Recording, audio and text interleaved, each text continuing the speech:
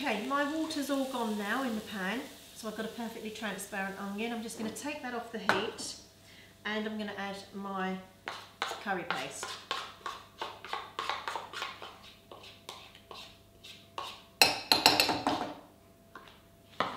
Then I'm taking that back to the heat, and now I'm just going to give it a gentle stir because I want all the flavours of those spices to come out in the heat. So when it looks really quite sticky, and it's quite smelly as well, you've got those really nice spices coming through, we're going to take that off the heat, and then we're going to slowly add some more water, or if you want to, you can use coconut milk or vegetable stock, just depends how hot you want your curry. So Goan, you can use a really nice coconut milk. I'm going to use water today, so I want it a little bit hotter. So I can really smell those spices coming through now. That's absolutely lovely. So I've taken that off the heat, and now I'm just going to slowly add some more water to make into my curry. Now, a lot of the curries are what's classed as a dry curry. So basically, once we've got that paste, we dip our meat, our fish or our vegetables into the paste, then we'd sear it in a dry hot pan, and that's basically a dry curry. The sauce is what's known as a gravy, is basically your liquid. So all I'm going to do here is add about 300 ml altogether of water to make my curry, and I'm just going to allow that to reduce down. Now whilst that's reducing, I'm going to start adding the rest of my ingredients to make this a nice Goan curry. So I'm going to add some turmeric, teaspoon of turmeric. I'm going to add some my nice prepared ginger, which is on my preparation video. That's my ginger paste. And I'm going to add some seasoning, salt, and some pepper, cracked pepper, remember to give you that little surprise, fine pepper to give you an even infusion. If you're making this curry with a vegetable stock, don't add any salt until the very end. You might not need it if your stock's quite salty. So there, I'm now going to turn my heat down to a simmer. There's my curry. There's another ingredient which I'd like to add at the end, and that's called tamarind. You can either buy it like this in its natural form, or you can buy it as a paste. It's quite sweet, and if I just crack this open and show you exactly what it is, it's a pulp on a stone. Now to use it in this form, in this fresh form, just drop this pulp and stone into some boiling hot water, just a tiny amount, about 20 ml. Then what will happen is the pulp will come away from the seed, and then all you do is take the seeds out, and then you use the pulp and the water in your curry sauce.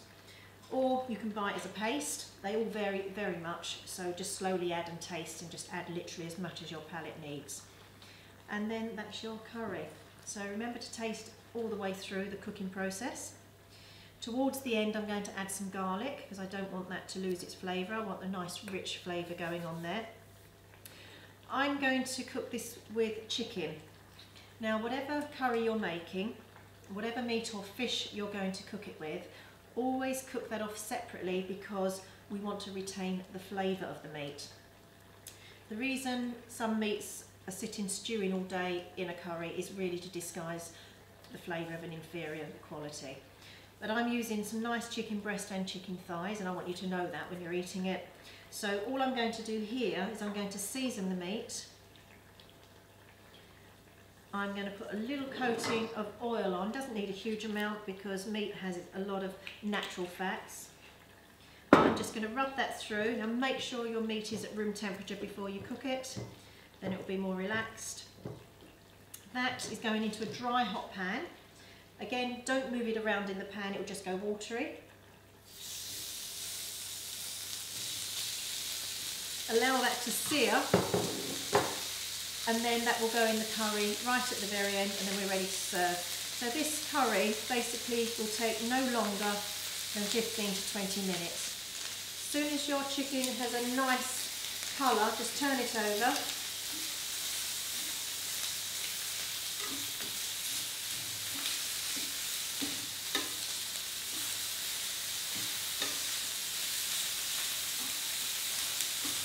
So if you'd like to know how to prepare your chicken. If you look at my preparation video, I'll show you how to portion a chicken properly so you don't have to buy separate portions. Right, that's got a nice seared look. That's going to go into my curry to finish, and that will take about 5 minutes just to cook off and then ready for service. Okay, at this stage I'm going to add my tamarind. Just quite sweet, quite delicious. And just before service I'm going to add the juice and zest of a lime. Always use anything citrus towards the end of the cooking process, otherwise it will just disappear. And then we'll dress it with some coriander. Okay, my curry is now ready for serving. It's been cooking for 5 minutes, and what I'm just going to add in there is just some lime juice and a little bit of zest. That always goes in towards the end of the cooking process, otherwise it just dissolves. And just give that a little stir through.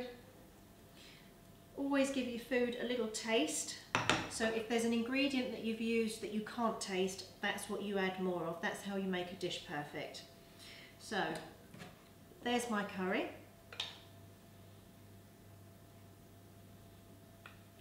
And that's going on the plate. Always keep the outside of your plate nice and clear. There's the sauce.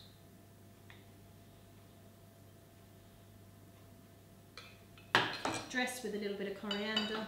Remember, coriander is a soft herb, so you don't cook with it. That's purely for dressing and infusion at the end. And there's your Goan curry and rice. Thanks for watching our YouTube channel. Don't forget to subscribe, and if you have any questions then just drop us a comment. Look forward to seeing you soon.